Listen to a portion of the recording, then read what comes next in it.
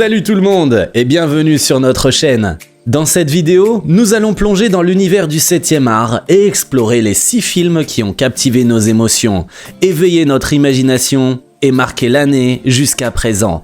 Des blockbusters aux pépites indépendantes. Préparez-vous à un voyage cinématographique palpitant. Sans plus attendre, let's go! La probabilité statistique de l'amour au premier regard. Un film qui charme par son concept unique. Il explore l'idée que même les rencontres les plus improbables peuvent avoir un impact profond sur nos vies.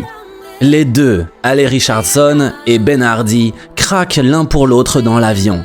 Mais un coup du sort les sépare dès leur arrivée à Londres. Se retrouveront-ils un jour ? Ces personnages sont engageants, réalistes, accessibles et joués avec conviction et facilité. Sauf que le manque de connexion entre eux laisse le film un peu insatisfaisant. L'amour aime les défis. Il n'y a pas à dire, l'amour vend du rêve, l'amour fait du bien. Il réconforte et galvanise à la fois. Un travail doux, plein de charme et légèrement saupoudré de magie cinématographique. Il est suffisamment charmant pour plaire aux téléspectateurs en quête de romance. Le film réussit à mélanger habilement romance et éléments comiques, créant une atmosphère légère et agréable. Bien que l'histoire puisse sembler prévisible à certains moments, c'est le voyage des personnages et leur développement qui rendent ce film mémorable. Il offre une réflexion sur la manière dont les choix que nous faisons peuvent influencer le cours de nos vies. En fin de compte, c'est un film romantique charmant qui plaira à ceux qui recherchent une histoire d'amour touchante et une exploration de la destinée. Paradise. Un film de science-fiction qui me semble être plutôt un film pédagogique, qui génère des réflexions inévitables sur le combat contre la mort, par tous les moyens. Ici, c'est en prenant de la vie à autrui pour se redonner quelques décennies de vie supplémentaires. Évidemment, c'est sur base volontaire contre de l'argent, sauf que le film va se focaliser sur une dérive du système pour pimenter son histoire. Le film met donc finalement en garde contre les révolutions technologiques, surtout quand elles sont aux mains d'un groupe privé, et même d'une seule personne, à savoir le groupe Aeon et Madame Sophie Taysense. C'est clairement un film dystopique, mais aussi un bon thriller. Le réalisateur a dû juger bon de ne pas faire seulement une œuvre intéressante, et donc la seconde moitié du film est complètement différente, et joue la carte de l'action pure. Le programme devient filature, jeu de cache-cache et l'utilisation des armes comme moyen d'expression.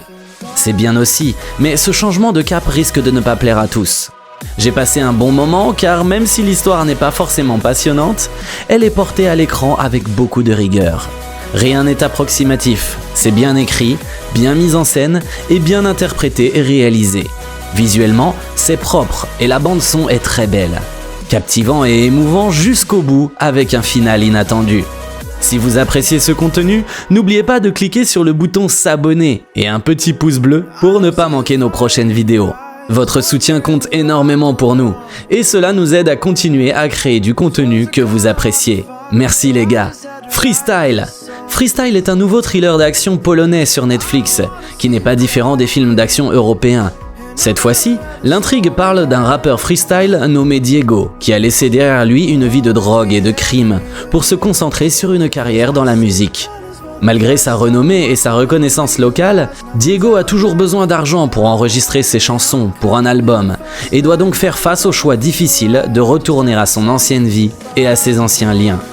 Le chemin vers le succès peut être délicat. C'est bien le cas de Diego, il a toujours côtoyé un mauvais public et a essayé de s'en sortir grâce à la musique.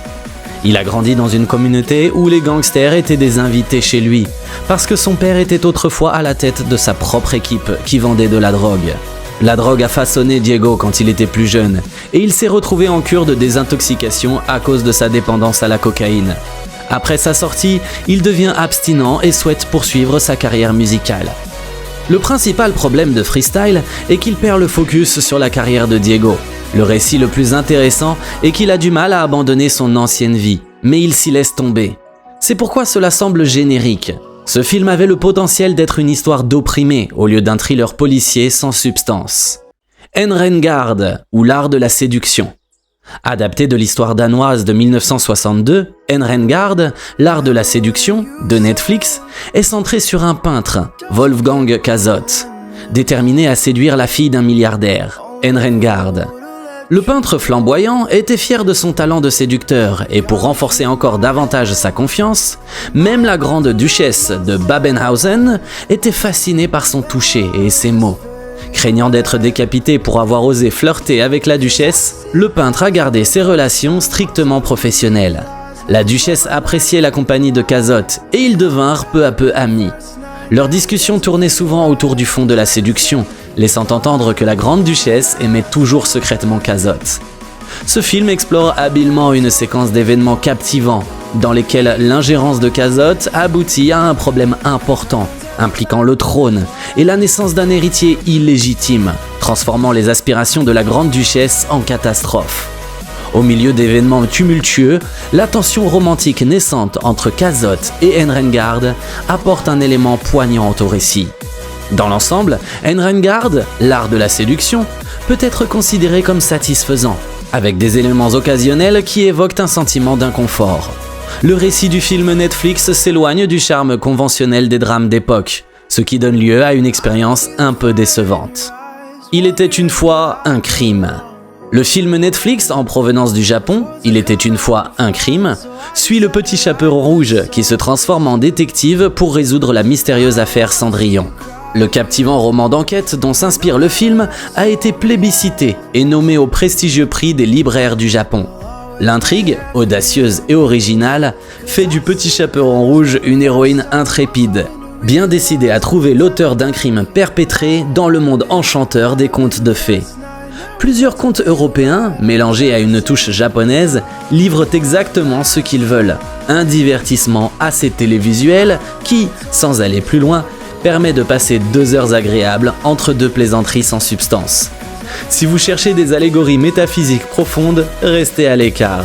Il était une fois un crime est un produit télévisuel qui n'aspire pas à être Harry Potter ou quoi que ce soit de ce genre. Il veut simplement divertir et être une parodie amusante des contes de fées internationalement connus que nous connaissons tous. Le film a une touche teen évidente, amour, prince et plus encore, dans une comédie qui reste un peu dans l'humour de la satire et n'a jamais l'intention d'arrêter d'être cette parodie amusante et anecdotique des classiques européens avec une touche américaine et maintenant avec une saveur japonaise. Une production plaisante, agréable, qui ne fait de mal à personne, mais qui ne nous laisse pas non plus la satisfaction d'avoir goûté à un plat original. Agent Stone, le film d'action passionnant qui offre tout ce que l'on peut attendre. De l'action palpitante, un montage solide et une technologie de pointe qui émerveille le public. Il y a beaucoup de bonnes choses à dire sur Agent Stone, mais avant tout, il reste fidèle au genre et sert de film d'aventure et d'espionnage bourré d'action, conçu pour satisfaire même les fans les plus exigeants du genre. De l'adrénaline dès la première minute, avec une Gal Gadot qui nous rappelle Charlize Theron, mais qui est tout à fait capable de porter un rôle principal où le véritable protagoniste est l'action palpitante. Il a un grand sens de l'humour, ne laissant aucune place à la respiration. Et une autre réussite, ou un échec selon le point de vue, il n'essaie pas de réinventer quoi que ce soit dans un genre où il semble que tout a déjà été inventé. Il n'est pas original, marchant sur un terrain déjà exploré par d'autres productions, ne réinventant pas le genre et ne cherchant rien d'autre qu'à satisfaire le public séquence après séquence, lui donnant exactement ce qu'il veut sans rien exiger en retour. Le scénario assez basique a trop tendance à suivre des schémas déjà éprouvés, et les personnages sont pour la plupart des archétypes pas suffisamment développés pour qu'on s'attache vraiment à eux. Les acteurs qui, dans l'ensemble, s'ennuient devant les stéréotypes qu'on leur donne à interpréter, qu'ils peinent à montrer le moindre signe de vie. Bref, Tom Cruise peut dormir sur ses 2 oreilles. Même avec l'âge qui avance, son savoir-faire quand il s'agit de nous offrir un cinéma de papa qui soit spectaculaire, divertissant et pas trop stupide. Et voilà, c'est la fin de notre vidéo. Merci d'avoir suivi cette aventure cinématographique avec nous.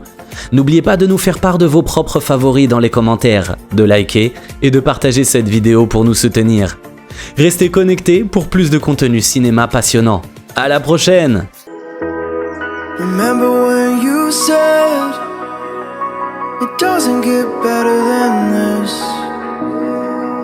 Only